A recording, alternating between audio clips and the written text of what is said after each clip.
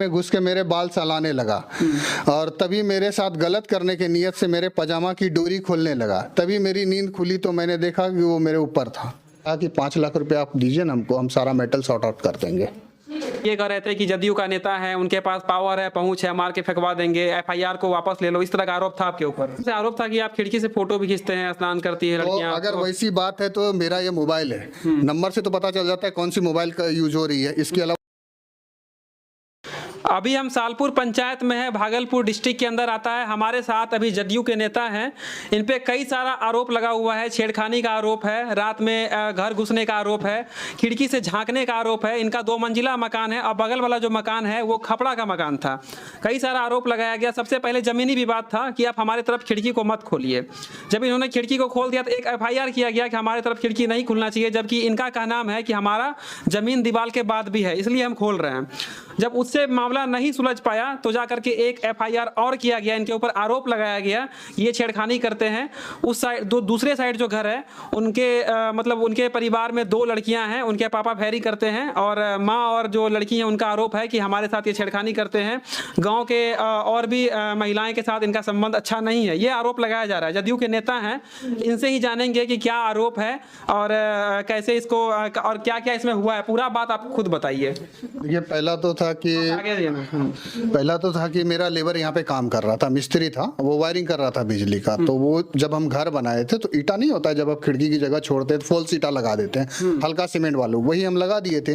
तो जब वो मशीन 5-6 kg का वजन रहता है मशीन को, जब वो काम कर रहा था तो उसको लगा ईटा हिलने लगा, उसको लगा कि गिर जाएगा, तो उस साइड या इस साइड कोई हादसा हो सकता, तो उसने ईटा हटा दिया तो गाली गलौज पूरा करने लगा। वो उधर से का मतलब करने लगा। तो हम लोग थे भी नहीं और यहाँ पे हम रहते भी नहीं, अभी ये घर पूरी तरह कंप्लीट भी नहीं हुआ है, हम लोग पुराने वाले घर पे ही रहते हैं।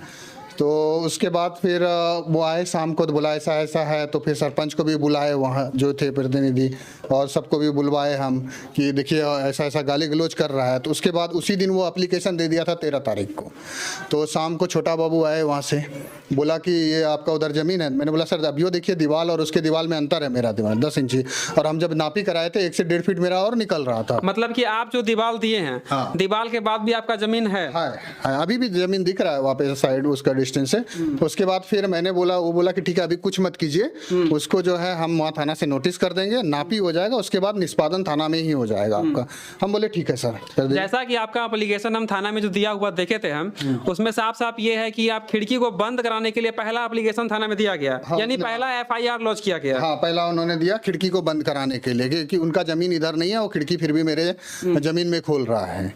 तो फिर मैंने उनको दिखाया कि सर देखिए, अभी भी मैंने जो दिखाया उनको कि देखिए मेरा खिड़की, वहाँ पे ले जाके दिखाया जगह पे मैंने उनको विद फोटो प्रूफ। हाँ, फिर मैंने एप्लीकेशन भी दिया विद फोटो प्रूफ कि सर उनके दीवार और मेरे दीवार में 10 इंची का डिफरेंट है, और मैं नापी करता हूँ तो 1.5 फीट मेरा निकलता है। अब 1.5 फीट के लिए मैं उसका जिस वक्त मैं घर बना रहा था उस वक्त तो उसका मैं दीवार नहीं तोड़वा देता। अगर 1 फीट के लिए तोड़वा देता, समाज भी कहता कि देखो 1 फीट के लिए तुम क्या तोड़वा रहे दीवार उनका। तो हमने छोड़ दिया और 10 इंची हम इधर से ही अपना घर बना लिए। फिर जब वो ईटा खोल दिया तो ऐसा, उसके बाद 2-4 दिन बाद फिर वो क्या किया, जब जान लिया कि जमीनी विवाद में नापी होगा तो जमीन निकल जाएगा मेरा, तो उसने एक छेड़खानी का आरोप लगा के मेरे ऊपर एक एप्लीकेशन दे दिया था। छेड़खानी का क्या आरोप था एप्लीकेशन में? क्या एक बार जरा पढ़ के बताइए। एप्लीकेशन में उन्होंने लिखा कि ये मेरे 14 तारीख को 11:30 बजे रात को मेरा घर घुसा। सबसे पहले सुनिए कि 13 तारीख को एक एफआईआर लॉन्च किया गया जिसमें कि खिड़की को बंद कराने के लिए किया गया था। दूसरा एफआईआर 14 तारीख को हुआ है। हाँ, 16 तारीख को उसने एप्लीकेशन दिया, घटना 14 तारीख को दिखाया कि भाई मेरे घर 11:30 बजे रात को घुसा है, रेप करने की कोशिश किया मेरे साथ और मुझे बद्दी गालियां। मेरा कहना है कि जब रात को 11:30 बजे घुसेंगे घर, कोई भी इंसान घुसेगा तो अगल बगल भी तो हल्ला हो जाएगा। 10 दिन बाद पता लगेगा कि किसी के यहाँ घर घुसा था कोई भी। ये तो गांव है, यहाँ तो जरा से भी कुछ होती है सबको पता लगता है। और दूसरा चीज, मेरा ऐसा नेचर भी नहीं है। नहीं, अगर यहाँ पे बहुत सारी महिलाएं, बहुत भरी लड़की, आप किसी से भी पूछ लीजिएगा, आज तक इतना दिन में कभी भी मैंने उरे बसा या किसी को कोई भी आपत्तिजनक टिप्पणी या कुछ भी मैंने कहा हो या किया हो। चलिए, आपका टोटल बात हम सुन लिए। बस अगर हम तर्क का बात करें, ना इनका हम सफाई देंगे ना उधर का सफाई देंगे हम, अगर बीच का अगर हम बात करें जो निष्पक्ष होगा, तो इसमें एक बात क्लियर होता है कि जिस दिन रात में घुसे उसी दिन पता चलेगा उनको, तुरंत पता चलेगा। 4 दिन बाद पता नहीं चलना चाहिए। ये चीज एक फॉल्ट है, ये फॉल्ट यहाँ से पकड़ा जा रहा है। हाँ, दूसरा मुझे थाना से भी नोटिस आया है इसके लिए कि भाई आप आइए, हम भी पहुंचे, लेकिन वो नहीं पहुंचा। कई बार नोटिस देने के बाद भी वो नहीं पहुंचा। वहाँ पे 2 बार हम गए थे, एक बार तो हम नहीं जा पाए क्योंकि बारिश हो रही थी, तो हम नहीं पहुंच पाए थाना पहली बार में। दूसरी बार में हम थाना पहुंचे तो वो नहीं पहुंचा, तीसरी बार में हम भी पहुंचे।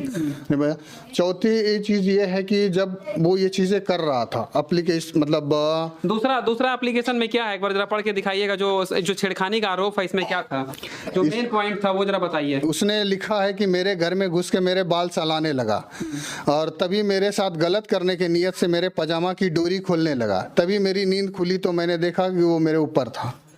तो अब बताइए कि अगर कोई भी इंसान आपका बाल चला रहा है, डोरी खुल रहा है, तो आपकी नींद नहीं खुलेगी? ये तो कहीं ना कहीं राजनीतिक षड्यंत्र के तहत हमको फंसाया जा रहा है, हमारी छवि को बदनाम किया जा रहा है। क्योंकि ये ज़मीनी विवाद है, और इसमें जो स्थानीय सरपंच है उनके पति द्वारा जो सब उनके द्वारा ये चीज़ें किया जा रहा है। उनका जब ये मामला उनके पास गया तो उन्होंने कहा कि 5 लाख रुपये आप दीजिए ना हमको, हम सारा मेटल सॉर्ट आउट कर देंगे। तो अब बताइए, पैसा का मांग आपसे किया गया है? हाँ, पैसे का मांग किया गया। तो हमने बोला 5 लाख रुपया कहाँ से देंगे। मेरे साथ एक आदमी और भी थे, तो वो भी बोले कि सरपंच साहब यही सब काम करते हैं, अब इतनी सी विवाद 5 लाख रुपया आप डिमांड करते हैं। तो बोला तब फिर जाइए लड़िए, आप जो करना है कीजिए। ये उनका कहना हुआ। अच्छा, आपके ऊपर आरोप ये भी लग रहा था कि मार के फेंकने का भी आरोप लग रहा था। देखिए, ऐसा अगर मैं कहीं पे किसी को बोलता हूँ या करूँगा तो दुनिया जानती है। आज तक हमने किसी को ऐसा वर्ड नहीं बोला है। क्योंकि जो लड़की का वीडियो था, उन्होंने पहले भी दूसरे चैनल पे इंटरव्यू लड़की और उसके परिवार वाले दिए हुए हैं। उस पे साफ साफ ये कह रहे थे कि जदयू का नेता है, उनके पास पावर है, पहुंच है, मार के फेंकवा देंगे, FIR को वापस ले लो, इस तरह का आरोप था आपके ऊपर। नहीं, ये सारी गलत है। हम तो कहेंगे पुलिस पदाधिकारी एवं वरीय पदाधिकारी को कि आप आइए, धरातल पे जांच कीजिए, यहाँ के समाज से पूछिए, यहाँ के ग्रामीणों से पूछिए, यहाँ के महिलाओं से पूछिए कि मेरा व्यवहार कैसा है। जहाँ तक हमको लगता है, हमारे हिसाब से, हम किसी का पक्ष नहीं लेंगे, हमारे हिसाब से लगता है कि अगर दोनों FIR को पढ़ा जाए और टाइमिंग को देखा जाए, जो उन्होंने आरोप लगाया है उधर से, तो इसमें कई सारे पॉइंट है जिसमें कि फॉल्ट पाया जाएगा। ये सच्चाई है, ये सच्चाई है। उसके बाद उसने बोला, अभी दूसरा जो परसों आए थे मीडिया वाले, जगत न्यूज वाले, वो भी ढूंढते आया था मुझे। तो गाँव से ही पूछा कि ये मामला कहाँ का है, तो बताया उन्हीं का है। तो जमीनी विवाद है, गया वो पूछने के लिए, तो बोलता है 5 आदमी वहाँ से कूद के आया था। तो उनका खपड़ा नहीं टूटेगा, 5 आदमी कूदेगा तो उनके खपड़े पे। और बोला 5 आदमी आया, तो 5 आदमी जब किसी के घर घुसेगा तो हल्ला नहीं हुआ, पूरा गांव समाज हल्ला हो जाएगा, पूरा मोहल्ला, पूरा पंचायत जानेगा इस चीज़ों को। लेकिन जब कोई नहीं जान रहा है इस चीज़ों को, तो ये कहीं ना कहीं राजनीतिक षड्यंत्र के द्वारा मुझसे पैसे हटने के लिए ऐसा किया जा रहा है। बाकी जो आपका घर है वो सही जगह पे है, सही जगह और पे। घर के बाहर आपका जमीन है, तब आप खिड़की खोल रहे हैं। हाँ, अभी भी हम आपको दिखा देंगे, चलिए। अच्छा, ये बताइए, आप इतना सब कुछ होने के बाद क्या फिर आप खिड़की खोलेंगे या फिर नहीं खोलेंगे? अब देखिए, ये तो हम प्रशासन के ऊपर है, प्रशासन जैसा हमको दिशा निर्देश देगा उसके हिसाब से हम कर लेंगे। नहीं, आपका जमीन अगर बाहर निकल रहा है, प्रशासन बोल दे कि हम आप खिड़की फिर भी बंद रखिए, तो आप क्या कीजिएगा? तो रख लेंगे, जब प्रशासन का जो आदेश होगा वो सर्वोपरि होगा मेरे लिए। जो प्रशासन का आदेश होगा सर्वोपरि होगा। तो बाकी वीडियो को देखने के लिए बहुत बहुत आभार। जो इसमें जितना भी तथ्य है, इसमें कुछ पॉइंट ऐसा है जो गलत पाया जाएगा।